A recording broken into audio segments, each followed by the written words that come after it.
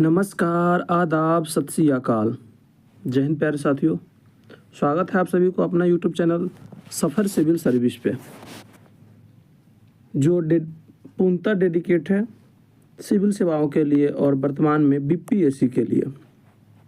जैसे कि आपको पता है कि सफ़र सिविल सर्विस पे चल रहा है बीपीएससी पीवाईक्यू।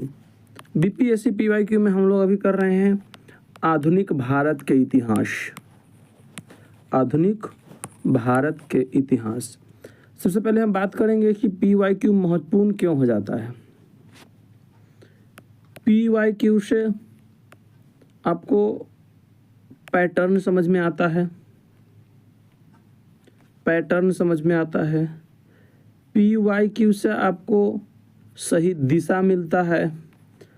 पीवाईक्यू ही आपको बताता है कि कौन सा टॉपिक पढ़ना चाहिए और कौन सा टॉपिक नहीं पढ़ना चाहिए। देखिए, कई बार पीवाईक्यू से सीधा सीधा प्रश्न देखा गया है, जैसे कि आगे हम आपको कराते समय मिलेगा तो दिखाएंगे भी। पीवाईक्यू के एनालिसिस से भी प्रश्न बनता है और अन्य सारे बहुत फायदे भी हैं। अब हम थोड़ी बात कर लेते हैं ये किसके लिए महत्वपूर्ण हो जाएगा। इसमें वो या 72वीं बीपीएससी दे रहे हो, या 73वीं देना है, या बीपीएससी की कोई भी सीरीज देना है आपको, या बीपीएससी की तैयारी वर्तमान में ही शुरू किए हैं आपने। साथ ही साथ बीपीएससी सीडीपीओ के लिए, बीपीएससी एईडीओ के लिए, बीपीएससी असिस्टेंट सेक्शन ऑफिसर का एग्ज़ाम लेता है उसके लिए, टीआरई के लिए, साथ ही साथ ये बिहार दरोगा के लिए, बिहार पुलिस के लिए, बीएसएससी के लिए, साथ ही साथ वो सभी एग्ज़ाम जहाँ पे इतिहास के प्रश्न आधुनिक भारत के इतिहास से पूछा जाता हो।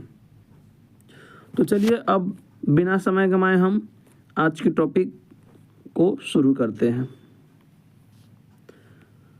इससे पहले हम और कई सारे टॉपिक का पीवाईक्यू किए हैं। अगर आप नहीं देखे हैं तो इसी चैनल के प्लेलिस्ट पर जाकर के भी उसे देख सकते हैं। चलिए, आज का टॉपिक होगा नंबर 1 कांग्रेस में गरम दल और नरम दल, नंबर 2 भारत में क्रांतिकारी गतिविधियां, और तीसरा टॉपिक होगा भारत से बाहर क्रांतिकारी गतिविधियां। तो आइए अब हम बढ़ते हैं अपने एकदम टॉपिक की किताब, पेज नंबर 91 पे है। अब इसका उपयोग कैसे करना है। सबसे पहले कि अगर जो फ्रेशर बच्चे हैं जो अभी कुछ भी नहीं पढ़े हैं उसको केवल देखना है कि प्रश्न कैसा पूछा जाता है। जिसने पढ़ाई कर ली है वो अपने आप को जांच सकते हैं। जांचना कैसे है कि कलम और पेन लेकर के आपको बैठ जाना है और टॉपिक का नाम लिखना है, चैप्टर सब्जेक्ट के नाम लिख करके टॉपिक का नाम लिखना है। फिर जैसे ही हम आपको प्रश्न दिखाएंगे, आप उसका को खुद से सोल्व करके आंसर देने का प्रयास कीजिएगा। आंसर के एक मिनट, जब आप आंसर दे दें, फिर जब मैं आंसर बताऊं तो फिर आप आंसर मिलान करेंगे। अगर सही है तो सही, गलत है तो गलत करेंगे। जब टॉपिक एंड हो जाए तो आप चेक करेंगे कि आपका कितना सही हुआ है। अगर 90% प्लस प्रश्न सही हुआ है तो आपका सही तैयारी माना जाएगा। अगर उससे कम प्रश्न सही हुए हैं तो आपके फिर से उस टॉपिक को रिवीजन करने की आवश्यकता है। चलिए, टॉपिक है कांग्रेस में नरम दल और गरम दल। कांग्रेस इससे पहले हम पढ़ चुके थे। प्रश्न संख्या 1, जो कि आपको 71वीं बीपीएससी में ही पूछा गया प्रश्न है, 2025 में जो हुआ था। प्रश्न संख्या 1 क्या कह रहा है। कांग्रेस में किस भारतीय नेता ने प्रथम बार उदारवादियों पर सुरक्षित बल्ब सिद्धांत का आरोप लगाने का आक्षेप लगाया था। मतलब किसने कहा था कि यह सुरक्षित बल्ब के सिद्धांत है। आइए हम पढ़ते हैं कि सुरक्षित बल्ब का सिद्धांत होता क्या है। देखिए, ये एक स्वतंत्रता सेनानी थे जिन्हें हम पंजाब केसरी के नाम से भी जानते हैं। पंजाब केसरी, शायद आपने आंसर अपना लिख लिया होगा इतना हिंट से। देखिए, सुरक्षित बल्ब का सिद्धांत उसने क्यों कहा था? क्योंकि भारत में जो जन आक्रोश फैल रहा था ब्रिटिशों के प्रति, उसे एओ ह्यूम ने महसूस किया, लॉर्ड डलहौजी ने भी महसूस किया। लॉर्ड डलहौजी के आज्ञा पे ही एओ ह्यूम ने, अब देखिए, जन आक्रोश फैल रहा था, जैसे कि कुकर की सीटी, अगर कुकर के अंदर प्रेशर बन रहा है तो एक सेफ्टी बल्ब होता है, मतलब सीटी के माध्यम से वो निकले तो कुकर सुरक्षित है। अगर आप उसे ही बंद कर दे सीटी को तो क्या होगा, कुकर ब्रास्ट कर जाएगा। तो यही एओ ह्यूम के अंदर भय समा गया कि कहीं 1857 जैसा क्रांति फिर से उत्पन्न हो जाए। इसलिए उसने चाहा कि एक पढ़े लिखे बुद्धिजीवी वर्ग का सम्मेलन, मतलब संगठन बनाते हैं, वो संगठन लोगों के अंदर किस प्रकार से जन आक्रोश फैल रहा है उसे समय समय पे प्रत्येक साल अपना सभाएं बुला करके वो अंग्रेज के पास रखे। तो इसीलिए एओ ह्यूम ने बनाया क्या, एओ ह्यूम बनाया था कांग्रेस। ये बात कहे थे लाला लाजपत राय ने। लाला लाजपत राय को ही पंजाब केसरी के नाम से भी जाना जाता है। आइए प्रश्न को एनालिसिस को देखते हैं। सबसे पहले कांग्रेस के उग्रपंथी नेता लाला लाजपत राय ने वर्ष 1916 में प्रकाशित अपनी पुस्तक यंग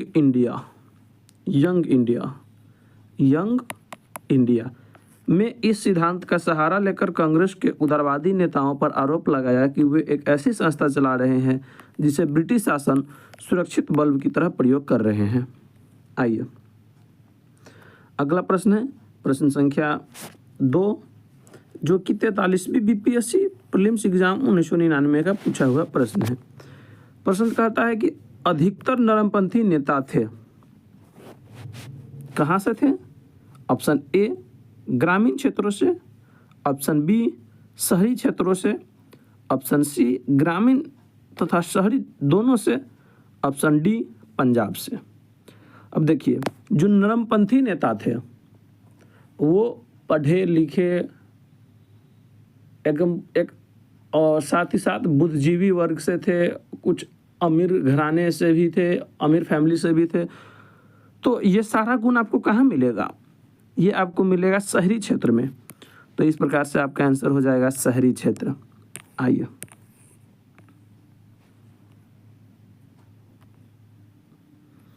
इसके एनालिसिस को देखते हैं। उदारवादी राजनीति या राजनीतिक भिक्षावृत्ति के युग में अधिकतर नरमपंथी नेता या दादा भाई नौरोजी, फिरोज शाह मेहता, दीनशाह वाच, व्योमेश चंद्र बनर्जी, सुरेंद्र नाथ बनर्जी जैसे नेता शहरी क्षेत्र से संबंध थे। इस काल में कांग्रेस पर समृद्धशाली मध्यवर्गीय बुद्धिजीवियों का, जिसमें वकील, डॉक्टर, इंजीनियर, पत्रकार एवं साहित्यिक व्यक्ति सम्मिलित थे, का अधिकार था। उपाधियों और बड़े बड़े पद इन लोगों के लिए आकर्षण रखते थे। कांग्रेस में आने वाले ये प्रतिनिधि बड़े बड़े नगरों से आते थे और जनसाधारण से इनका संपर्क सीमित था। फिरोज शाह मेहता ने स्वयं कहा कि कांग्रेस की आवाज़ जनता की आवाज़ नहीं है, परंतु उसके साथ रहने वाले अन्य देशवासियों का यह कर्तव्य है कि वे इसकी भावनाओं को समझें और उन्हें व्यक्त करें, उनके विचार का प्रयत्न करें। आइए अगला प्रश्न है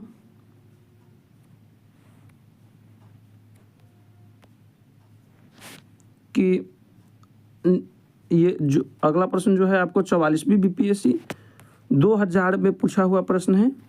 प्रश्न संख्या 3, निम्नलिखित में से कौन उग्रपंथी नहीं था? ऑप्शन ए बाल गंगाधर तिलक, option B Madan Lal, option C Udham Singh एवं ऑप्शन डी गोपाल कृष्ण गोखले। अब यहाँ देखिए एनालिसिस में अभी ना हम पढ़े थे थोड़ी देर पहले, इस प्रश्न के एनालिसिस में हमने पढ़ा था सुरेंद्र बनर्जी, अच्छा इसमें नहीं है, सॉरी। तो इसमें उग्रपंथी नहीं थे गोपाल कृष्ण गोखले। आइए, गोपाल कृष्ण गोखले उदारवादी खेमे से संबंध थे। वह संभव और मृदु न्यायप्रियता में विश्वास करते थे। उन्हें पूर्ण विश्वास था कि देश का पुनरुद्धार उत्तेजना के बवंडरों से नहीं हो सकता। वे साधन और साध्य दोनों की पवित्रता में विश्वास करते थे। इन्हीं विचारों से प्रभावित होकर गांधी जी इनके शिष्य बन गए थे। कि इनके गोपाल कृष्ण गोखले के। उन्होंने 1889 ईस्वी के बॉम्बे कांग्रेस अधिवेशन के मंच से राजनीति में भाग लिया। 1897 ईस्वी में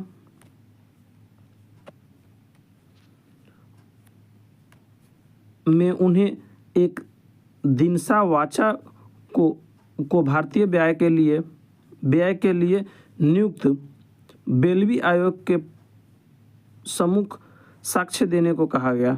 वर्ष 1899 में वह बम्बई विधान परिषद के लिए और कालांतर में इंपीरियल लेजिस्लेटिव काउंसिल के लिए चुने गए। आइए, अगला प्रश्न है प्रश्न संख्या 4। प्रश्न संख्या 4 क्या कहता है उससे पहले देखें कि ये 43वीं बीपीएससी 1999 का पूछा गया प्रश्न है। भारतीय राष्ट्रीय आंदोलन नरमपंथियों के प्रभावाधीन आया। भारतीय राष्ट्रीय आंदोलन ये कब आया? गर्मपंथियों के 1906 के बाद, 1909 के बाद, 1914 के बाद, ऑप्शन नंबर डी 1919 के बाद। तो ये गर्मपंथियों के प्रभाव में आया कब? जब 1906 में सूरत अधिवेशन हुआ और सूरत अधिवेशन में कांग्रेस 2 भागों में बट गए, एक गर्मपंथी और दूसरे नरमपंथी। उसके बाद ये आंदोलन प्रभावाधीन आया। आइए, इसका प्रश्न होगा आंसर होगा ऑप्शन नंबर ए, राइट आंसर। वर्ष 1906 के बाद भारतीय राजनीति में कांग्रेस के भीतर गरम दल का प्रभाव बढ़ा। गरम दल का नेतृत्व प्रमुख कांग्रेसी नेता बाल गंगाधर तिलक, लाला लाजपत राय, बिपिन चंद्र पाल एवं अरविंद घोष ने मिलकर किया। गरम दल के प्रमुख नेता कौन थे? लाल बाल पाल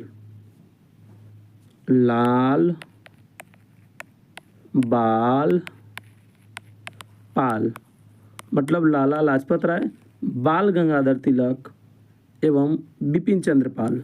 साथ ही साथ एक अन्य महत्वपूर्ण नेता भी थे, अरविंद चंद्र घोष ने। तो क्या याद रखेंगे कि गर्मपंथी के प्रमुख नेता हुए लाल बाल पाल एवं घोष ने। आइए, अगले प्रश्न की तरफ बढ़ते हैं। अगला प्रश्न कह रहा है कि प्रश्न संख्या 5, निम्नलिखित में से कौन सा नेता कांग्रेस के गरम दल से संबंधित था? ये आपको 45वीं बीपीएससी प्रीलिम्स एग्जाम 2001 का पूछा गया प्रश्न है। अब यहाँ देखिए ये कैसे रिपीट करता है। ये आपको जब हम इसके एनालिसिस पढ़ें, कब का? 1999 का PYQ के 1999 के PYQ के जब हम एनालिसिस पढ़ें, वहीं से क्वेश्चन बना दिया 2001 में। तो जो 1999 के PYQ को एनालिसिस करके गया होगा, वो 2001 में पूछे गए इस प्रश्न को इजीली सॉल्व कर दिया होगा। प्रश्न क्या कहता है? निम्नलिखित में से कौन से नेता कांग्रेस के गरम दल से संबंधित थे? तो अभी हम बताए हैं आपको कौन थे। लाल बाल पाल एवं घोष ने। लाला लाजपत राय, बिपिन चंद्र पाल, लाला लाजपत राय, बिपिन चंद्र पाल, बाल गंगाधर तिलक, बिपिन चंद्र पाल एवं अरविंद घोष ने। तो इसका आंसर सही क्या होगा? Option number A, Arvind Ghosh.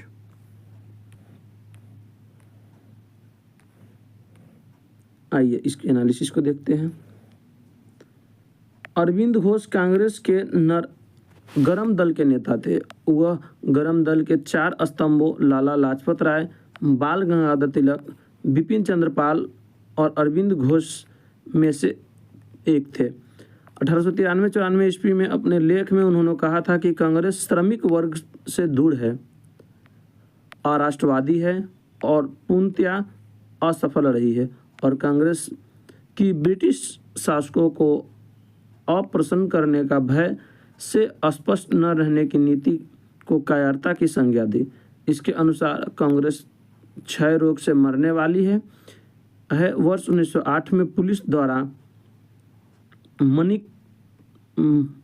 मणिकतल्ला उद्यान, अन्य नाम है मुरारी पुकुर बगान बाड़ी में छापा मारकर 14 क्रांतिकारियों को गिरफ्तार किया गया और अरविंद घोष को ग्रे स्ट्रीट में स्थित उनके घर से गिरफ्तार किया गया था। सभी के ऊपर अलीपुर षड्यंत्र करने के मामले में मुकदमा चला। अलीपुर षड्यंत्र मामले में अरविंद घोष पर लगभग 1 साल का मुकदमा चला, किंतु उसके बाद साक्ष्य के अभाव में उन्हें छोड़ दिया गया। कालांतर में वे आतंकवादी क्रियाकलापों से अलग होकर सन्यासी बन गए तथा पांडिचेरी अब पुदुचेरी चले गए। आइए अगला प्रश्न है प्रश्न संख्या 6। प्रश्न संख्या 6 क्या कहता है? निष्क्रिय विरोध के सिद्धांत का प्रतिपादन किसने किया था? तो निष्क्रिय विरोध के सिद्धांत का प्रतिपादन Gandhi ji, option number B Bipin Chandra Pal, option number C Bal Gangadhar Tilak एवं option number D Arvind Ghosh. इसका सही जवाब होगा option number D Arvind Ghosh. आइए अगले प्रश्न को देखते हैं, एनालिसिस को देखते हैं हम अब। निष्क्रिय प्रतिरोध पैसिव रेसिस्टेंट पर लेखों की श्रृंखला सर्वप्रथम 9 से 23 अप्रैल 1907 के मध्य वंदे मातरम समाचार पत्र में प्रकाशित हुई थी। उनका मानना था कि कांग्रेस को भारत अविलंब छोड़ देना चाहिए, अंग्रेज को भारत अविलंब छोड़ देना चाहिए। जब तक अंग्रेज ऐसा नहीं करते तब तक उनके विरुद्ध विरोध प्रदर्शन करते रहना चाहिए। ये कौन कहे थे? निष्क्रिय विरोध के सिद्धांत में अरविंद घोष ने। आइए अगला प्रश्न है प्रश्न संख्या 7। राष्ट्रीय आंदोलन में निम्न में से किसको नरम दलीय के तौर पर नहीं जाना जाता था? तो नरम दल नहीं होने का मतलब गरम दल का होना चाहिए। तो गरम दल के कौन थे? फिर से याद दिलाते हैं, लाल, बाल, पाल एवं घोष ने। लाल से मतलब लाला लाजपत राय, पाल बिपिन चंद्र पाल, बाल गंगाधर तिलक, पाल बिपिन चंद्र पाल एवं घोष से अरविंद चंद्र घोष। तो इसका सही जवाब होगा बाल गंगाधर तिलक, जो कि नरम दल से नहीं थे तो गरम दल से थे उसने। उग्रवाद के 4 प्रमुख स्तंभ लाला लाजपत राय, बाल गंगाधर तिलक, बिपिन चंद्र पाल और अरविंद घोष थे। ये बाल गंगाधर तिलक इस विचारधारा के अग्रदूत थे। उन्होंने कांग्रेस की अनुनय विनय नीति को आलोचना की। तिलक ने कांग्रेस के बारे में कहा था कि यदि हम वर्ष के एक बार मेढक की तरह टटराए तो हमें कुछ नहीं मिलेगा। दादा भाई नौरोजी गोपाल कृष्ण गोखले कांग्रेस के नरम दलीय नेता थे, जबकि एमजी रनाडे समाज सुधारक थे। आइए अगले प्रश्न को देखते हैं। प्रश्न संख्या 8 है, जो आपको 64वीं बीपीएससी का पूछा गया प्रश्न है।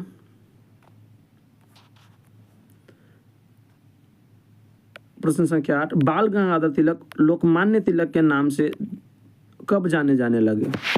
वे एक लोकप्रिय शिक्षक बने, option number A. Option number B, उन्होंने एक लोकप्रिय अखबार शुरू किया। ऑप्शन नंबर सी, सरकार ने उन्हें रैंड मर्डर केस में अभियुक्त बनाया। ऑप्शन नंबर डी, उन्होंने शिवाजी और गणपति उत्सव शुरू किया। ऑप्शन नंबर ई, उपयुक्त में से कोई नहीं है, उपयुक्त में से एक से अधिक। आइए इसकी एनालिसिस को पहले देखते हैं, फिर हम इसे सॉल्व करने के प्रयास करेंगे। ब्रिटिश सरकार ने बाल गंगाधर तिलक को पुणे के तत्कालीन प्लेग कमिश्नर W.C. रैंडे और लेफ्टिनेंट आयस्ट की हत्या के मामले में अभियुक्त बनाया। तिलक को दोषी पाया गया और उन्हें 18 माह का कठोर कारावास की सजा सुनाई गई।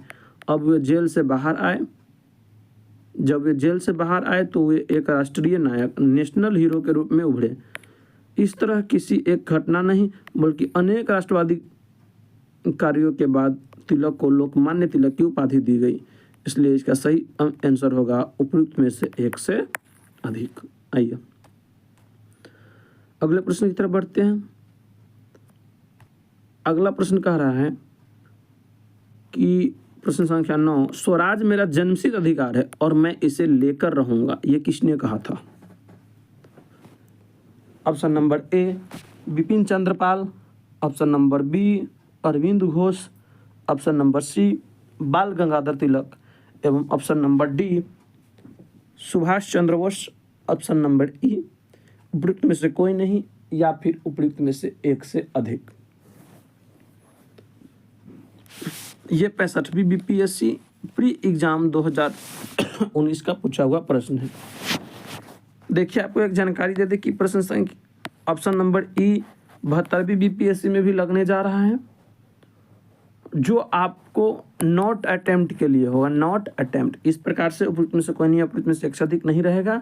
जिस प्रश्न का आप उत्तर नहीं देंगे उसे ऑप्शन नंबर ई आपको फुल फिल करना पड़ेगा। वो दर्शाएगा कि जैसे 9 का आप ई फिल किए तो वो बताएगा कि नॉट अटेम्प्ट में ये 9 नंबर जाएगा।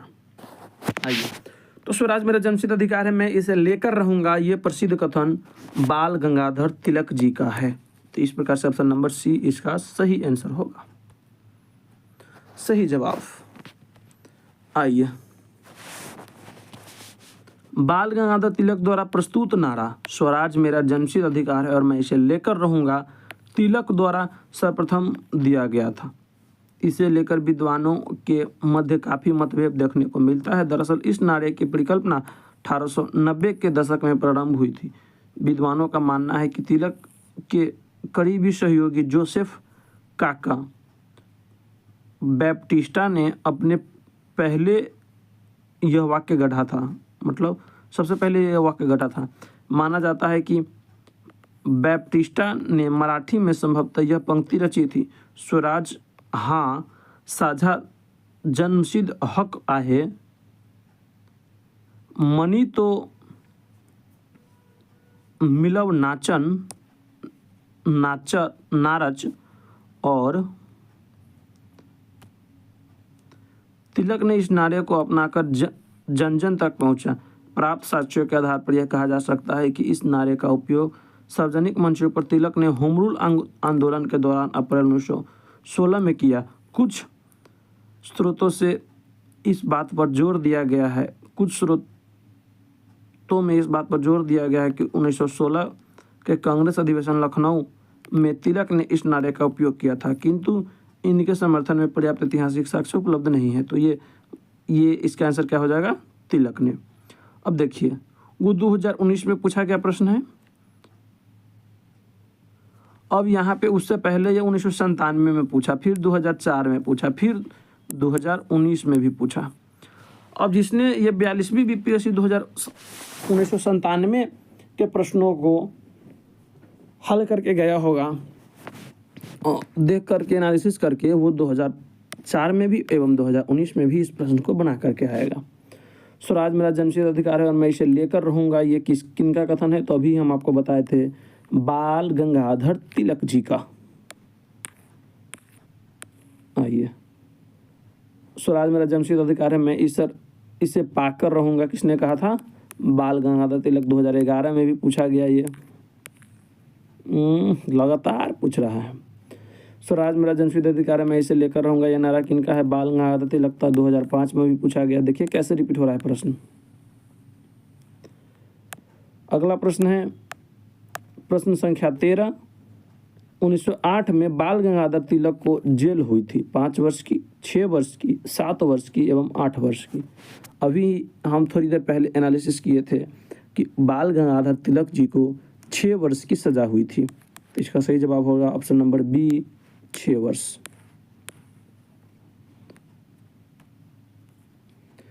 वर्ष 1908 में बाल गंगाधर तिलक को केसरी में प्रकाशित लेखों के आधार पर राजद्रोह का मुकदमा चलाकर 6 वर्ष के निर्वासन और 1000 रुपये की जुर्माना की सजा सुनाकर उन्हें मांडले जेल म्यांमार भेज दिया गया।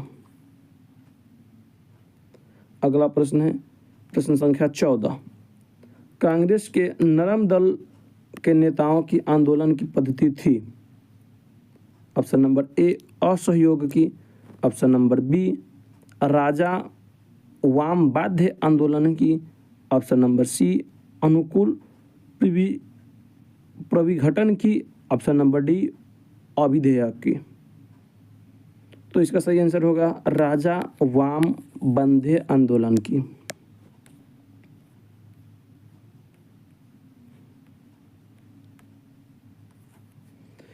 कांग्रेस के नरम दल के नेताओं की आंदोलन की प्रमुख पद्धति राजा वाम बाध्य आंदोलन, कॉन्स्टिट्यूशनल एग्रीटेशन।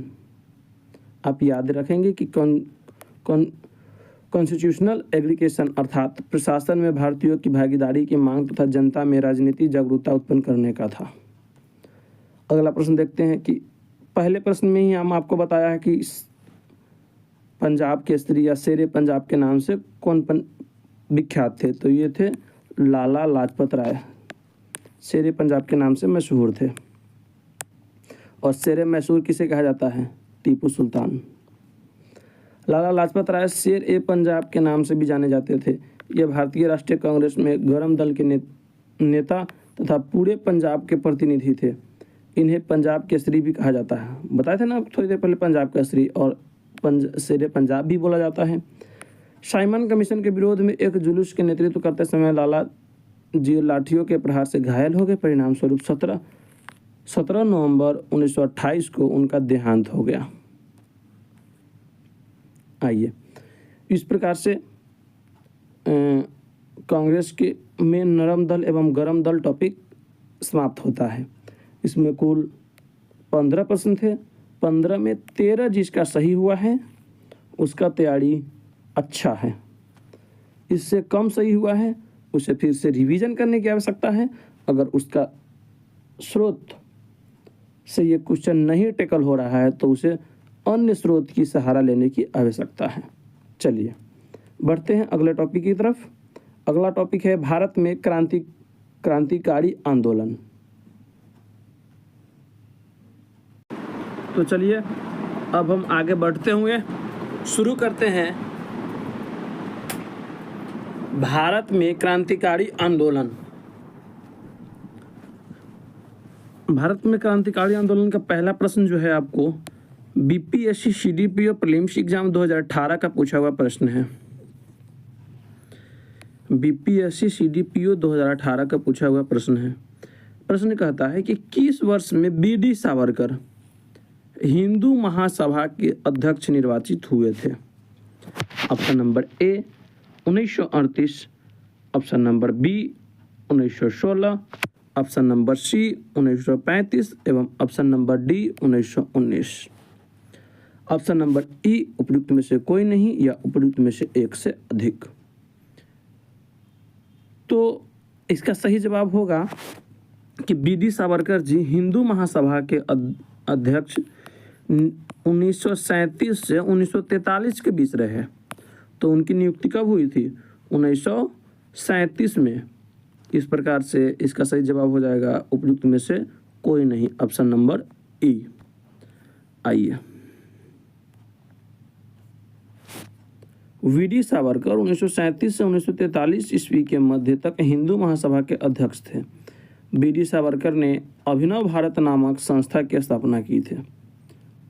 अभिनव भारत की स्थापना किसने किए थे? सावरकर ने। अभिनव भारत की स्थापना बीडी सावरकर। अभिनव भारत की स्थापना बीडी सावरकर। अभिनव भारत बीडी सावरकर। अभिनव भारत बीडी सावरकर। अभिनव भारत बीडी सावरकर। इस प्रकार से आप याद कर सकते हैं। अगला प्रश्न है प्रश्न संख्या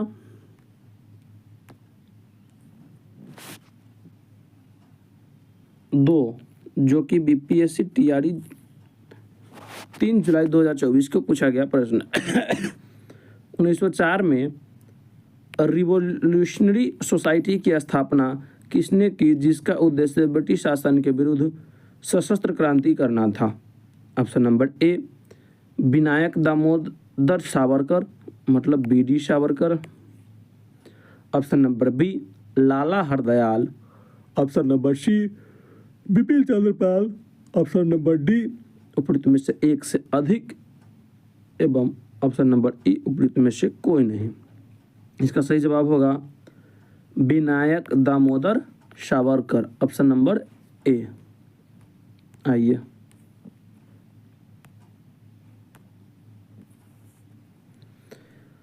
वर्ष 1904 में विनायक दामोदर सावरकर और उनके अन्य सहयोगियों द्वारा स्थापित Abhinav Bharat society Young India society एक रिवोल्यूशनरी सोसाइटी थी।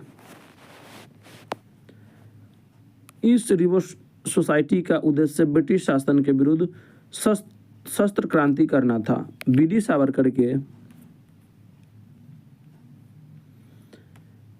प्रयासों से 1899 ईस्वी में स्थापित मित्र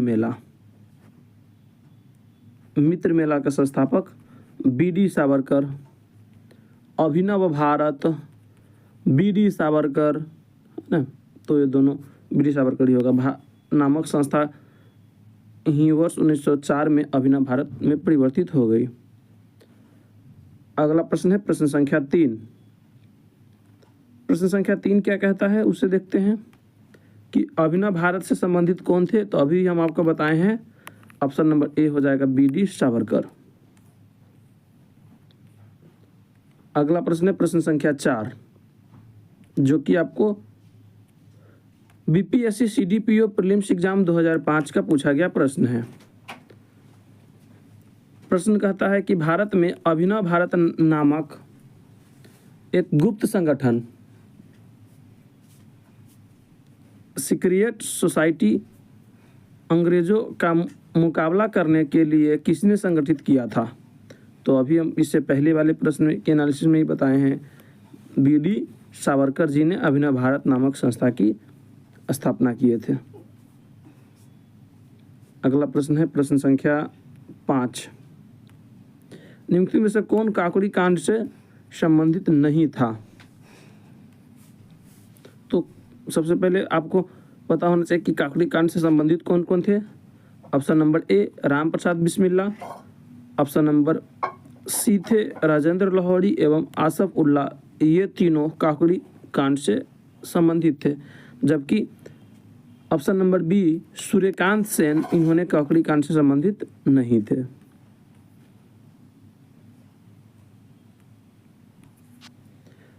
सूर्य सेन काकोरी ट्रेन एक्शन से संबंधित नहीं थे। दिए गए विकल्पों में अन्य सभी काकोरी कांड से संबंधित थे।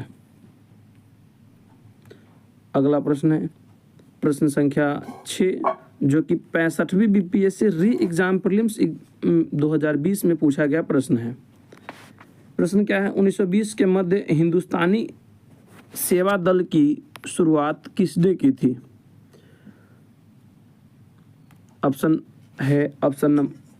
विकल्प संख्या ए जवाहरलाल नेहरू, विकल्प संख्या बी सुभाष चंद्र बोस, विकल्प संख्या सी एन.एस. हार्डिकर,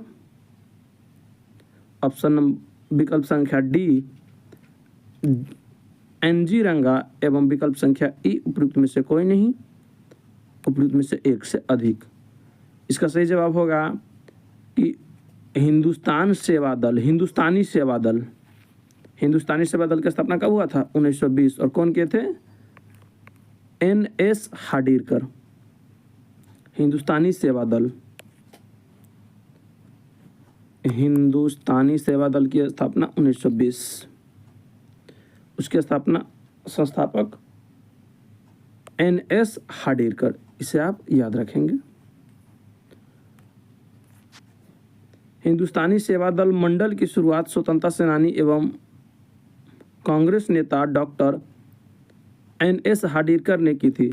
भारतीय राष्ट्रीय कांग्रेस के तहत कार्य करने वाले इस संगठन के सदस्य गांधी टोपी पहनने के लिए जाने जाते हैं।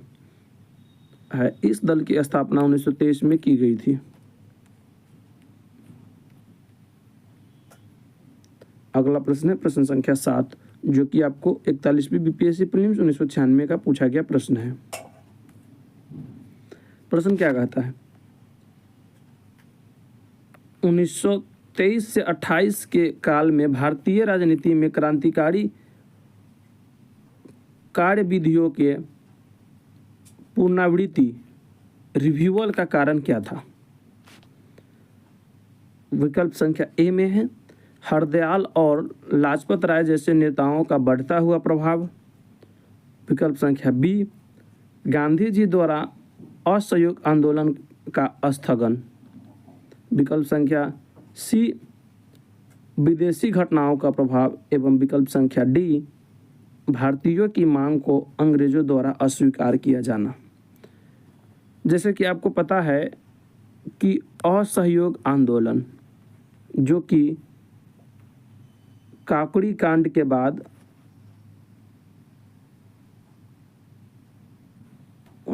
असहयोग आंदोलन, सॉरी एक छोटी सी मिस्टेक हो गई, ये काकड़ी कांड नहीं, एक थाने, पूरे थाने को आग लगा करके जला दिया गया, जिसमें 22 पुलिसकर्मी मारे गए। वो है चौरी नामक स्थान पे, जो उत्तर प्रदेश में पड़ता है। उस घटना के बाद गांधी जी ने उस घटना से आहत होकर के गांधी जी ने असहयोग आंदोलन को स्थगित कर दिए। चलिए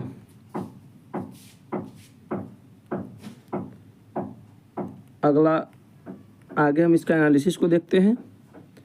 वर्ष 1922 के बाद असहयोग आंदोलन का स्थगन और देश में किसी भी प्रकार की राजनीतिक गतिविधियों के अभाव में बहुत से सक्षमतावान राष्ट्रवादी युवाओं का मोह भंग हो गया। वे गांधी जी के नेतृत्व और हिंसात्मक संघर्ष की राजनीति से भी असंतुष्ट थे। ये रूस, चीन और आयरलैंड, तुर्की, मिस्र आदि में कहीं भी होने वाले क्रांतिकारी आंदोलन और विद्रोह से अनुप्रमाणित होकर हिंसात्मक माध्यम से ब्रिटिश शासन को उखाड़ फेंकने के लिए प्रयासरत थे। इस कारण यह काल भारतीय राजनीति में क्रांतिकारी गतिविधियों की पुनरावृत्ति का काल माना जाता है। अगला प्रश्न है प्रश्न संख्या 8, जो कि 40वीं बीपीएससी प्रीलिम्स एग्जाम का पूछा गया प्रश्न है। प्रश्न क्या कहता है ये देखते हैं। किस वर्ष हिंदुस्तान रिपब्लिक एसोसिएशन की स्थापना हुई थी? विकल्प संख्या 1 ए 1920, विकल्प संख्या बी 1924, विकल्प संख्या सी 1928 एवं विकल्प संख्या डी 1930। इसका सही जवाब होगा विकल्प संख्या बी 1924।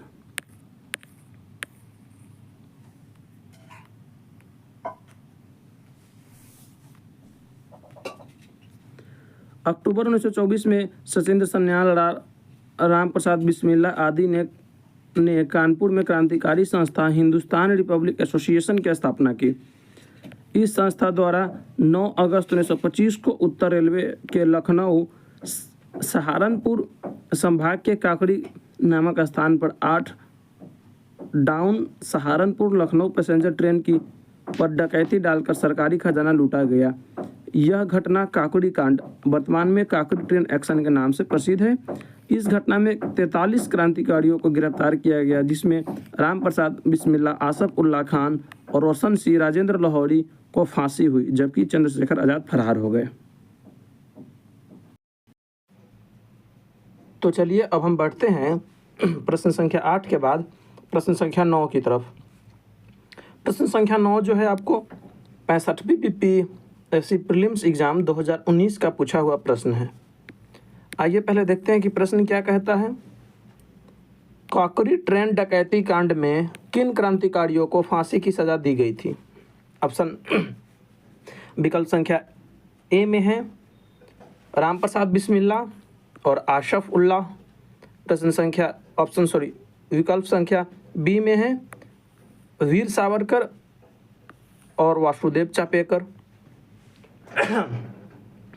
विकल्प संख्या सी में प्रफुल्ल चंद्र चाकी खुदीराम बोस। विकल्प संख्या डी में सूर्य सेन एवं उधम सिंह। विकल्प संख्या ई में उपयुक्त में से कोई नहीं या उपयुक्त में से एक से अधिक।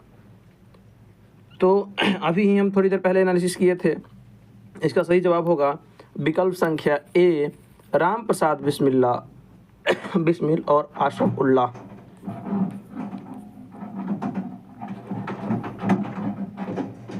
अगला प्रश्न है प्रश्न संख्या 10। सॉरी, मुझे भी खेद है क्योंकि जहां मैं ये वीडियो शूट कर रहा हूं उसके दीवार के जस्ट बगल पे नए बिल्डिंग का निर्माण हो रहा है, इस वजह से आपको कुछ शोर की आवाज़ सुनाई देगा और साथ ही साथ मेरा खांसी अभी तक ठीक नहीं हो पाया है, इसके लिए भी कोई इससे के कारण भी कुछ डिस्टर्बेंस होते हैं। चलिए अगला है प्रश्न संख्या 10, जो कि आपको 42वीं बीपीएससी प्रीलिम्स एग्जाम 1997 से 98 में पूछा गया प्रश्न है। प्रश्न क्या कहता है कि हिंदुस्तान सोशलिस्ट रिपब्लिकन एसोसिएशन के संस्थापक नेताओं में से थे। प्रश्न संख्या option A B.R. Ambedkar, option B Bhagat Singh, option C Subhash Chandra Bose एवं ऑप्शन डी जयप्रकाश नारायण। इसका सही ऑप्शन होगा option number B, Hindustan socialist republic association के संस्थापक में से थे भगत सिंह। आइए अब हम इसके एनालिसिस को देखते हैं। काकड़ी कांड। काकोरी ट्रेन एक्शन के बाद पुलिस द्वारा चलाए गए एक दमन चक्र के फलस्वरूप हिंदुस्तान रिपब्लिक एसोसिएशन को गंभीर झटका लगा, किंतु बाद में विजय कुमार सिन्हा, शिव शर्मा, जयदेव कपूर, भगत सिंह, भगवती चरण बोहरा तथा सुखदेव ने चंद्रशेखर आज़ाद के नेतृत्व में HRA हिंदुस्तान रिपब्लिक एसोसिएशन को पुनः संगठित करने का कार्य किया। सितंबर 1928 में फिरोज शाह कोटला मैदान दिल्ली में चंद्रशेखर आज़ाद के नेतृत्व में एक बैठक हुई, जिसमें HRA हिंदुस्तान रिपब्लिक एसोसिएशन का नाम बदलकर हिंदुस्तान सोशलिस्ट रिपब्लिक एसोसिएशन कर दिया, माने रखा गया। आइए अगला प्रश्न है जो कि प्रश्न संख्या 11 है।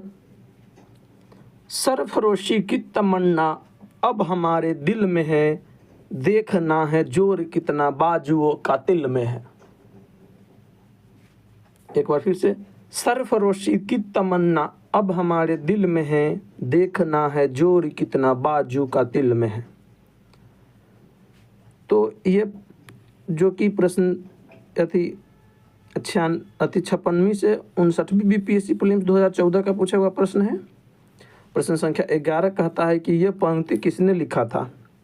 बिस्मिल जी ने, राजगुरु ने, भगत सिंह ने एवं चंद्रशेखर आज़ाद ने। तो यह पंक्ति है राम प्रसाद बिस्मिल जी का। उपयुक्त गजल की पंक्ति शायर बिस्मिल अजीमबादी की है, बिस्मिल जी का है। बिस्मिल अजीमबादी का वास्तविक नाम सैयद शाह मोहम्मद हसन था।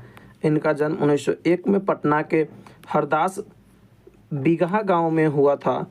यह गज़ल उर्दू में लिखी गई थी एवं वर्ष 1921 में काजी अब्दुल गफ़ार की पत्रिका साबाह में छपी थी। आइए अगला प्रश्न की तरफ। अगला प्रश्न है, वही रिपीट प्रश्न है, ये 66वीं बीपीएससी प्रीलिम्स एग्जाम 2020 में पूछा गया प्रश्न है। प्रसिद्ध गीत सरफरोशी की तमन्ना अब हमारे दिल में है, ये रचयिता कौन है? तो अभी ही हम थोड़ी देर पहले एनालिसिस किए थे कि सरफरोशी की तमन्ना अब हमारे दिल में है, देखना है कि दम कितना बाजू व कातिल में है। तो इसके लेखक रचयिता कौन है? बिस्मिल जी ने, बिस्मिल। तो इसका सही जवाब हो जाएगा उपयुक्त में से कोई नहीं, क्योंकि बिस्मिल राम प्रसाद बिस्मिल नहीं थे इसलिए। आइए, इनकलाब जिंदाबाद, अरे ये तो सब जानता है। इनकलाब जिंदाबाद के नारा किसने दिया था? भगत सिंह ने।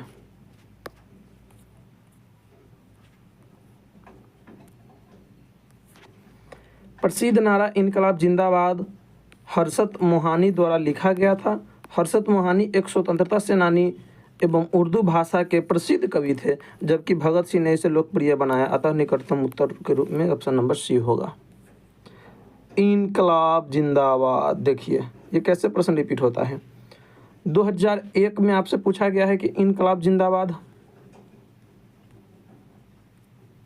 का नारा किसने दिया यहाँ, और फिर से 2023 के टीचर एग्जाम में आपसे पूछा है कि मशहूर नारा इनकलाब जिंदाबाद का नारा जिंदाबाद किसने दिया था। तो इसमें अगर भगत सिंह नहीं है तो हर्षत मोहानी हो जाएगा, क्योंकि उसने लिखे थे और इसे प्रसिद्ध बनाए थे भगत सिंह ने। तो व्याख्या से वहाँ प्रश्न आ गया। अगला है प्रश्न संख्या 15, जो कि आपको 45वीं बीपीएससी प्रीलिम्स एग्जाम 2001 का पूछा हुआ प्रश्न है। प्रश्न संख्या 15 क्या कहता है, भगत सिंह, राजगुरु और सुखदेव को कब फांसी दे गई। 23 March 1931 option number A, option B 23 March 1932, option C 23 March 1933 एवं ऑप्शन डी 23 मार्च 1934। इसका सही जवाब हो जाएगा ऑप्शन नंबर ए, 23 मार्च 1931 को भगत सिंह, राजगुरु एवं सुखदेव को फांसी की सजा दी गई।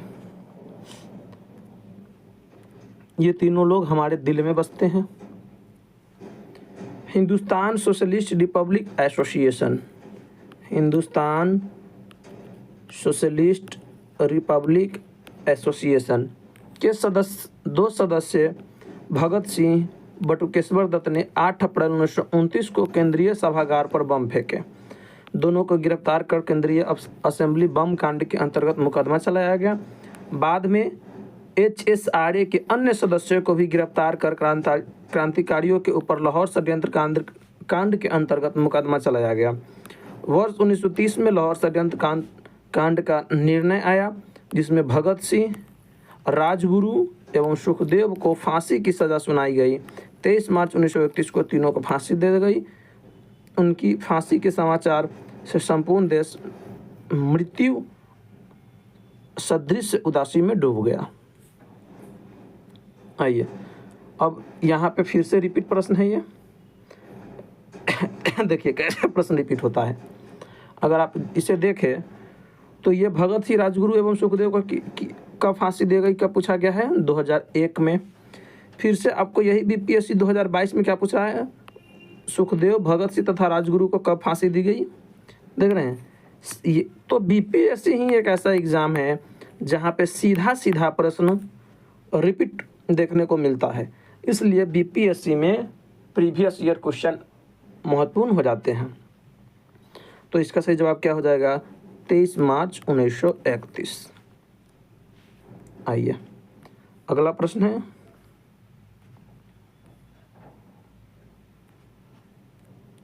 अगला प्रश्न कह रहा है कि प्रश्न संख्या 17, जो कि 64वीं बीपीएससी एग्जाम 2018 का पूछा गया प्रश्न है। सरकार के विरोध में असेंबली में बम फेंकने के समय भगत सिंह की उम्र क्या था। तो 21 साल, 25 साल, 21 साल से थोड़ा ज़्यादा, 25 साल से थोड़ा ज़्यादा, उपयुक्त में से कोई नहीं, उपयुक्त में से एक से अधिक। तो भगत सिंह कॉलेज के विद्यार्थी थे उस टाइम, तो एग्जैक्ट उम्र तो हो ही नहीं सकता, तो इसलिए हम 21 साल 25 साल काट देंगे।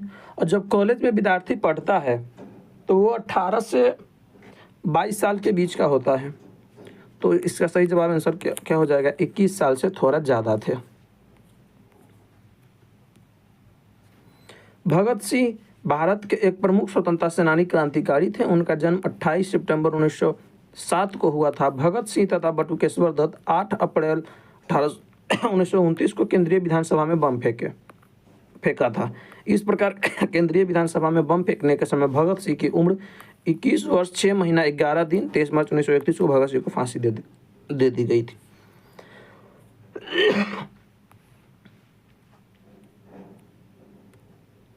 अगला प्रश्न है जो कि बीपीएससी टीआरई 2024 का पूछा गया, प्रश्न संख्या 18।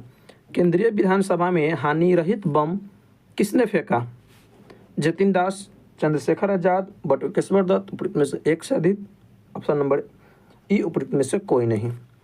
इसका सही जवाब होगा बटुकेश्वर दत्त ने। आइए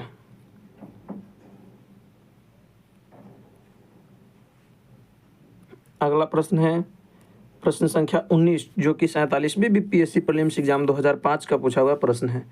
प्रश्न संख्या 19 क्या कहता है? अनुशीलन समिति थी। ऑप्शन ए में कह रखा है आपको नारी उत्थान के प्रति समर्पित, ऑप्शन नंबर बी में विधवा विवाह को प्रोत्साहित करने वाली, ऑप्शन नंबर सी मजदूरों के कल्याण में रुचि रखने वाली, ऑप्शन नंबर डी एक क्रांतिकारी संगठन। तो अनुशीलन समिति क्रांति करता था, अनुशीलन समिति क्रांति करता था तो क्या था? एक क्रांतिकारी संगठन। ऑप्शन नंबर डी सही जवाब।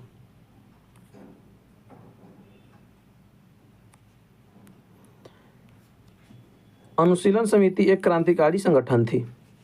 अगला प्रश्न है प्रश्न संख्या 20 जो कि बीपीएससी प्रीलिम्स एग्जाम 2016 का पूछा हुआ प्रश्न है। चिटगांव शास्त्र छापागार की योजना बनाई थी Surya Sen, Chandan Datta, Vidhan Ghosh, option number D Jatin Das, option number E उपयुक्त में से कोई नहीं या उपयुक्त में से एक से अधिक। इसका सही जवाब होगा सूर्यसेन ने।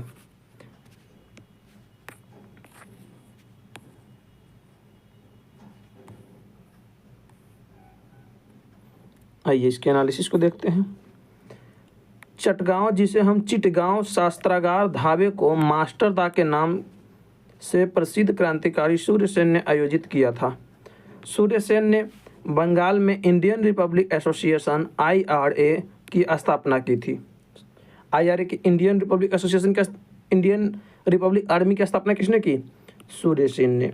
इंडियन रिपब्लिकन आर्मी की स्थापना किसने की? सूर्यसेन। इंडियन रिपब्लिक आर्मी की स्थापना किसने की? आर्मी की स्थापना किसने की? सूर्यसेन ने। इंडियन रिपब्लिक आर्मी की स्थापना किसने की? सूर्यसेन ने। इंडियन रिपब्लिक आर्मी की स्थापना किसने की? सूर्यसेन ने। इंडियन रिपब्लिक आर्मी की स्थापना किसने की? सूर्यसेन ने। चलिए आपको याद हो गया होगा कहाँ किए थे? तो बंगाल में। बंगाल में इंडियन रिपब्लिक आर्मी की स्थापना किसने की? सूर्यसेन ने। इसके सदस्यों में अनंत सिंह वो मोकामा वाले, अंबानी चक्रवर्ती, मुकीनाथ, प्रीतिलता, वाडेडार, गणेश घोष, कल्पना दत्त तथा आनंद गुप्त प्रमुख थे। 18 अप्रैल 1930 को सूर्यसेन ने अंग्रेजों के विरुद्ध युद्ध की घोषणा की। सूर्यसेन के नेतृत्व में IRA के सदस्यों ने चटगांव शास्त्रागार पर आक्रमण कर हथियारों पर कब्जा कर लिया।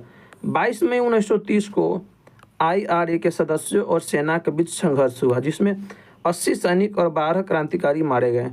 16 फरवरी 1933 को सूर्यसेन को गिरफ्तार कर लिया गया, उनके ऊपर मुकदमा चलाया तथा 12 जनवरी 1934 को उन्हें फांसी दे दी गई। आइए अगला प्रश्न है प्रश्न संख्या 21। ये देखिए सीधा सीधा रिपीट है।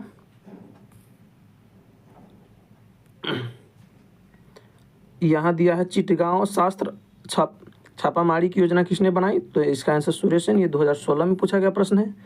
अगला देखिए चटगांव शास्त्रागार धाबे से कौन संबंधित थे? ये 2022 का पूछा हुआ प्रश्न है। देखिए तो जिसने ये PYQ करके गया होगा वो इस प्रश्न को अवश्य ही हल कर दिया होगा। तो आप बताइए कि इसका सही जवाब क्या होगा? ऑप्शन नंबर डी सूर्यसेन ने। आइए अगला प्रश्न है प्रश्न संख्या 22। प्रश्न संख्या 22 वर्ष 1923 से 28 के काल में भारतीय राजनीति में क्रांतिकारी कार्यविधियों की पुनरावृत्ति का कारण था। ऑप्शन नंबर ए हरदयाल और लाजपत राय जैसे नेताओं का बढ़ता हुआ प्रभाव, option number B Gandhi ji द्वारा असहयोग आंदोलन का स्थगन, ऑप्शन नंबर सी विदेशी घटनाओं का प्रभाव एवं ऑप्शन नंबर डी भारतीयों की मांग को अंग्रेजों द्वारा अस्वीकार किया जाना। तो यह प्रश्न पहले भी हमने देखा था, तो इसका सही जवाब होगा option number B Gandhi ji द्वारा असहयोग आंदोलन का स्थगन। आइए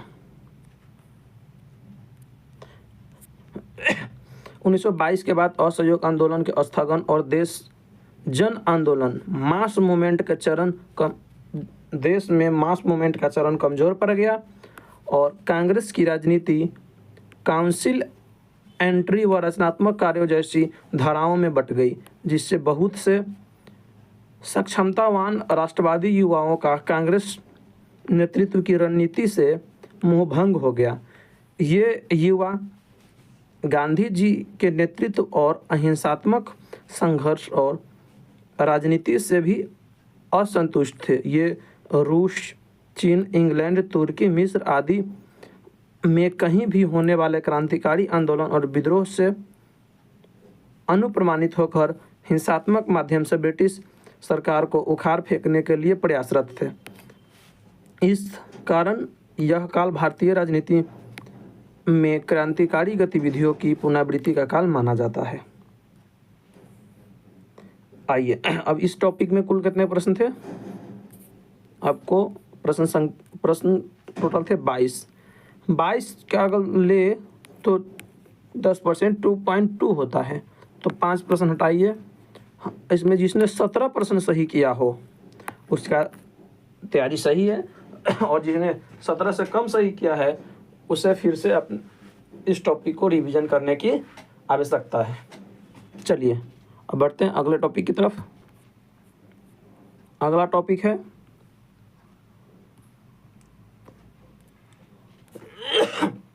भारत से बाहर क्रांतिकारी गतिविधियां। यह 65वीं बीपीएससी प्रीलिम्स एग्जाम 2019 का पूछा गया प्रश्न है। प्रश्न संख्या 1 ही है इस टॉपिक का। लंदन में इंडिया हाउस के संस्थापक कौन थे? Option number A Shyamji Krishna Varma, option B Ras Bihari Bose, option C Ramchandra एवं option D Taraknath Das. Option E उपयुक्त में से कोई नहीं या उपयुक्त में से एक से अधिक। तो इसका सही जवाब होगा इंडिया हाउस की स्थापना कहाँ हुआ था? लंदन में। है तो इंडिया की हाउस, इंडिया हाउस मतलब बहुत सारे लड़के हैं जो इंडिया में हाउस वाइफ चाहती हैं, लेकिन कहाँ के? लंदन वाली। लौंडिया लंदन से लाएंगे, रात भर डीजे बजाएंगे। चलिए, तो इंडिया हाउस के स्थापना कहाँ हुआ था? लंदन में। कौन किए थे? श्यामजी कृष्ण वर्मा ने। इसका सही जवाब होगा ऑप्शन नंबर ए। आइए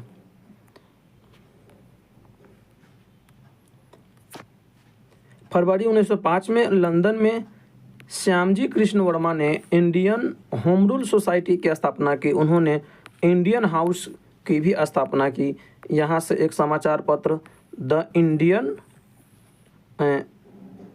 सोशोलॉजिस्ट का प्रकाशन भी प्रारंभ किया गया। लंदन में सरकारी तंत्र के विशेष सक्रिय होने के कारण श्यामजी वहाँ से पेरिस और अंततः जिनेवा चले गए। आइए अगला प्रश्न है प्रश्न संख्या 2। अरे यार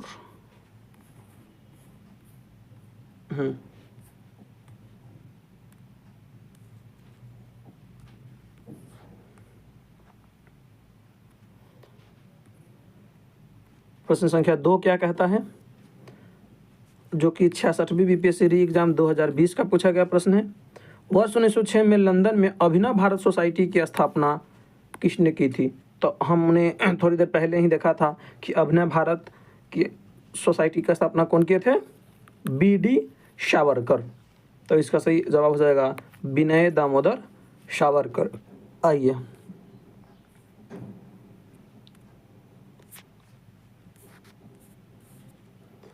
वर्ष 1906 में लंदन पहुंचने के उपरांत विनायक दामोदर सावरकर ने अभिनव भारत सोसाइटी की एक शाखा स्थापित की तथा अभिनव भारत सोसाइटी के प्रारूप के तौर पर 1906 में फ्री इंडिया सोसाइटी का गठन किया, ताकि लंदन में भारत के विभिन्न भागों से आए युवाओं को संगठित शक्ति के रूप में साथ लाया जा सके।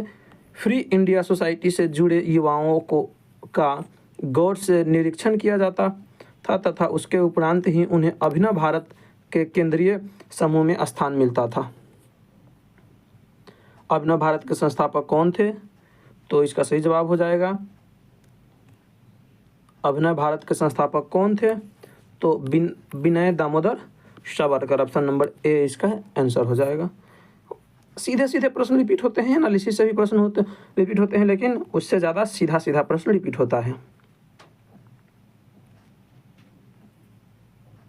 आइए अगला प्रश्न है प्रश्न संख्या 4, जो कि बीपीएससी प्रीलिम्स एग्जाम 2016 में पूछा गया है। भारतीय क्रांति की जननी किसे कहा गया है?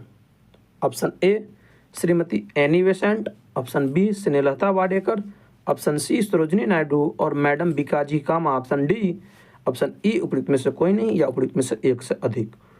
तो भारतीय क्रांति की जननी मैडम बीकाजी रुस्तम कामा को कहा जाता है। किसे कहा जाता है? भारतीय क्रांति की जननी मैडम भीकाजी कामा। भारतीय क्रांति की जननी मैडम भीकाजी कामा। भारतीय क्रांति की जननी मैडम भीकाजी कामा। इस प्रकार से आप इसे याद रख सकते हैं। आइए, तो बहुत बड़ा है, इसे 2 चरणों में हम रिवीजन एनालिसिस करेंगे लेंगे। मैडम कामा का जन्म 24 सितंबर 1861 को हुआ था। उनके पिता पारसी थे। सोराबाजी फ्रामजी पटेल उनके पिता थे। उनका विवाह रुस्तम के आर कामा से हुआ, जो वकील और सामाजिक कार्यकर्ता थे। मैडम कामा ने राष्ट्रीय आंदोलन के महान अग्रणी भारतीय नेता दादा भाई नौरोजी को निजी सचिव के रूप में सेवा की। बाद में कुछ देशभक्त विद्यार्थियों एवं यूरोप बौद्धिक लोगों के संपर्क में आकर स्वतंत्रता आंदोलन से जुड़ गई। 22 अगस्त 1907 को जर्मनी के स्टुटगार्ट में आयोजित अंतर्राष्ट्रीय सोशलिस्ट सम्मेलन इंटरनेशनल सोशलिस्ट कॉन्फ्रेंस में भाग लिया। उन्होंने इस सम्मेलन में भारतीय तिरंगा ध्वज को फहराया। यह विदेशी भूमि अंतर्राष्ट्रीय मंच पर भारतीय ध्वज को फहराने वाली पहली व्यक्ति थी। आप याद कर लीजिए फिर से, यह विदेशी भूमि पे अंतर्राष्ट्रीय मंच पर भारतीय ध्वज को विदेश में भारतीय ध्वज को फहराने वाली प्रथम महिला कौन थी? पहली व्यक्ति कौन थी? मैडम बीकाजी कामा। विदेश में भारतीय झंडा को फहराने वाला प्रथम व्यक्ति कौन थी या प्रथम महिला कौन थी? मैडम बीकाजी कामा। यहाँ फहराया गया यह झंडा कलकत्ता झंडे का परिवर्तित रूप था। इन्हें भारतीय क्रांति की माँ, मदर ऑफ इंडियन रिवॉल्यूशन कहा जाता है। आइए अगला प्रश्न है कि मैडम कामा ने भारत के तिरंगी स्वतंत्रता ध्वज को कहाँ फहराया था? पेरिस में, ऑप्शन बी लंदन में, ऑप्शन सी स्टुटगार्ट में एवं ऑप्शन डी जिनेवा में। तो और ऑप्शन ई उपयुक्त में से कोई नहीं, उपयुक्त में से एक से अधिक। तो मैडम बीकाजी कामा ने ये पहले झंडे को फहराए थे स्टुटगार्ट में। आइए अगला प्रश्न है, वही प्रश्न रिपीट है कि मैडम बीकाजी कामा ने 1907 में प्रथम तिरंगा ध्वज कहाँ फहराया था? स्टुटगार्ट में। अगला प्रश्न है प्रश्न संख्या 7। प्रश्न संख्या 7 क्या कहता है, जो कि 63वीं बीपीएससी प्रीलिम्स एग्जाम 2017 का पूछा हुआ प्रश्न है। कर्जन वाइली की हत्या के आरोप में किसे मृत्युदंड दिया गया था?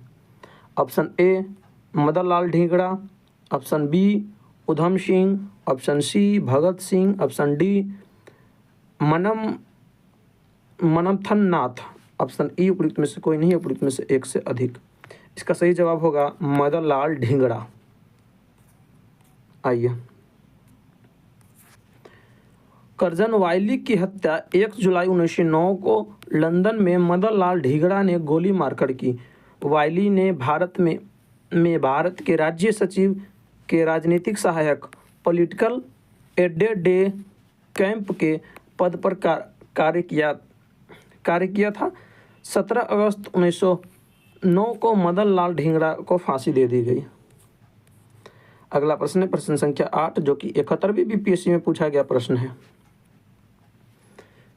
71वीं बीपीएससी 2025 का पूछा गया प्रश्न है। 1911 में कैलिफोर्निया विश्वविद्यालय में भारतीय दर्शन शास्त्र के प्रोफेसर बनने का श्रेय बनने का किसे अवसर मिला? Option A Sohan Singh Bhakna, option B Virendranath Chattopadhyay, option C Hardayal एवं ऑप्शन डी श्यामजी कृष्ण वर्मा। इसका सही जवाब होगा option number B Virendranath Chattopadhyay, sorry Hardayal को मिस्टेक हो गया, हरदयाल को। अब ये लाला हरदयाल एक भारतीय क्रांतिकारी और विद्वान थे। उन्हें अमेरिका के कैलिफोर्निया राज्य में स्थित स्टैनफोर्ड विश्वविद्यालय में भारतीय दर्शन शास्त्र और संस्कृत पढ़ाने के लिए नियुक्त किया गया था। अगला प्रश्न है प्रश्न संख्या 9, जो कि 41वीं बीपीएससी प्रीलिम्स एग्जाम 1996 में पूछा गया प्रश्न है। गद्दर पार्टी की स्थापना हुई थी किस वर्ष? 1907 में, 1913 में, 1917 में और 1920 में। तो गद्दर पार्टी की स्थापना हुआ था 1907 ईस्वी में, सॉरी 1913 में, क्या हो जा रहा है मिस्टेक।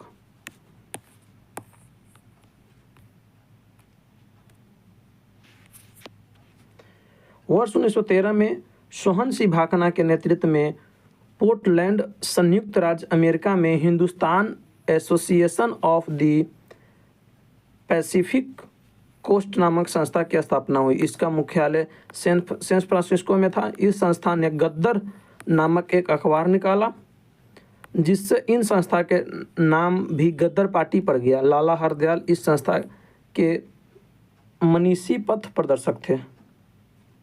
इसके अन्य सदस्य में थे रामचंद्र, बरकतुल्ला, राम बिहारी बोस, भाई परमानंद आदि।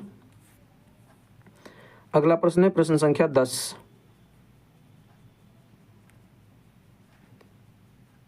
गद्दर आंदोलन एक क्रांतिकारी आंदोलन जिसका उद्देश्य भारत में ब्रिटिश शासन को उखाड़ फेंकना था, के नेता कौन थे? अब अभी आप देख रहे हैं तो आप वहां से मिलान कर सकते हैं। गद्दर आंदोलन के, तो आइए पहले हम इसका एनालिसिस करते हैं।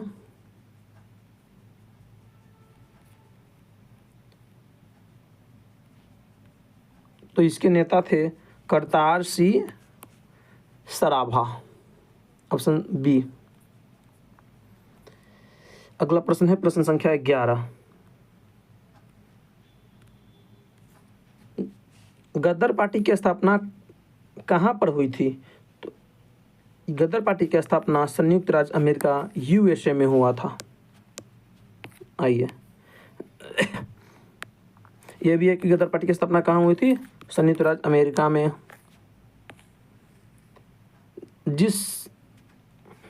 अच्छा, प्रश्न संख्या 13, जो कि 65वीं बीपीएससी री एग्जाम 2020 का पूछा गया प्रश्न है। जिम रमैन योजना से संबंधित व्यक्ति थे। Option A Lala Hardayal, option B Bhupen Dutt, option C Virendra Nath Chattopadhyay, option D उपयुक्त सभी, ऑप्शन ई उपयुक्त में से कोई नहीं, उपयुक्त में से एक से अधिक। तो इसका सही जवाब होगा ऑप्शन नंबर डी उपयुक्त सभी। आइए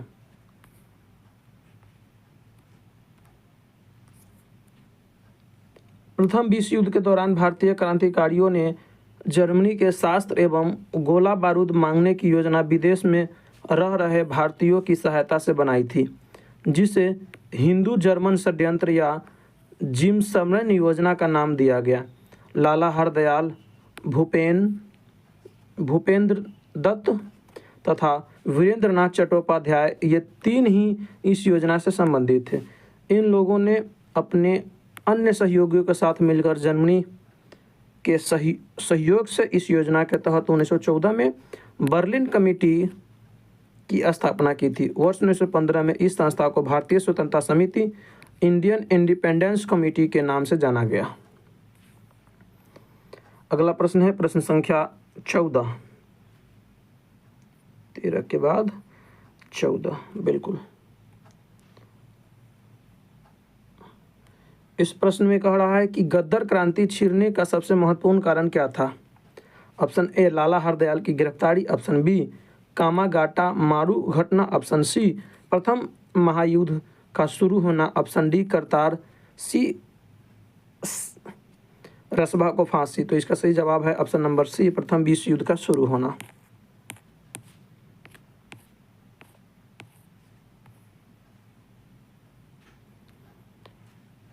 स्वदेशी आंदोलन के निष्क्रिय होने से भारतीय राष्ट्रवाद के प्रहरी भी निष्क्रिय हो गए। वर्ष 1914 में अचानक छिड़े प्रथम विश्व युद्ध ने भारतीय राष्ट्रीयता के प्रहरियों को झकझोरा उन्हें उद्वेलित किया। उस समय यह धारणा प्रचलित थी कि ब्रिटेन पर किसी भी तरह का संकट भारत के हित में है, उनके लिए एक मौका है। इस मौके का कई जगह पर कई तरह से फ़ायदा उठाया गया। उत्तरी अमेरिका में गदर क्रांतिकारियों और भारत में लोकमान्य तिलक, एनी बेसेंट व उनके होमरू लीग जैसे संगठनों ने इस मौके का लाभ उठाया। गदर क्रांतिकारियों ने सशस्त्र संघर्ष के माध्यम से अंग्रेजी हुकूमत को उखाड़ फेंकने का प्रयास किया। आइए अगला प्रश्न है प्रश्न संख्या 15। जर्मनी के समर्थन में काबुल में राजा महेंद्र प्रताप सिंह के नेतृत्व में अंतरिम सरकार का गठन हुआ था। आइए इसके एनालिसिस देखते हैं, फिर बनाते हैं प्रश्न को। राजा महेंद्र प्रताप ने अपने सहयोगी बरकतुल्लाह के साथ प्रथम महायुद्ध के दौरान वर्ष 1915 में काबुल मतलब अफगानिस्तान में भारत के प्रथम अस्थायी सरकार का गठन किया, जिनमें राजा महेंद्र प्रताप एवं राष्ट्रपति तथा बरकतुल्लाह प्रधानमंत्री थे। इसे जर्मनी ने मान्यता दी थी। तो इसका सही जवाब होगा ऑप्शन ई अप्रयुक्त में से कोई नहीं। अगला प्रश्न है प्रश्न संख्या 16 कि उधम सिंह ने किसे मारा था? तो माइकल ओ डायर को, ऑप्शन सी इसका सही जवाब होगा। अगला प्रश्न है प्रश्न संख्या 17 माइकल ओ डायर को किसने मारा था? उधम सिंह ने। कहाँ? लंदन में जाकर के। और इस टॉपिक का लास्ट प्रश्न है जो कि दो बार पूछा हुआ है, बीपीएससी सीडीपीओ 2018 में, फिर 44वीं बीपीएससी 2000 में भी पूछा गया था। जलियांवाला बाग हत्याकांड के लिए जिम्मेदार जनरल ओ डायर को किसने मारा था? ऑप्शन सी उधम सिंह ने। इसमें टोटल 18 प्रश्न थे। 18 दूना 36 3.6 होता है, लेकिन अगर 4 गलती करके किसी का 14 प्रश्न सही है तो उसका तैयारी अच्छा मनाया जाएगा। अगर 14 से कम सही है तो अपने तैयारी को फिर से रिवीजन करें या किसी अन्य स्रोत से इस टॉपिक को रिवीजन का अध्ययन करें। चलिए फिर मिलते हैं नेक्स्ट वीडियो में। तब तक के लिए जय हिंद। पढ़ते रहिए, आगे बढ़ते रहिए, स्वस्थ रहिए, मस्त रहिए, तंदुरुस्त रहिए। जय हिंद, जय भारत।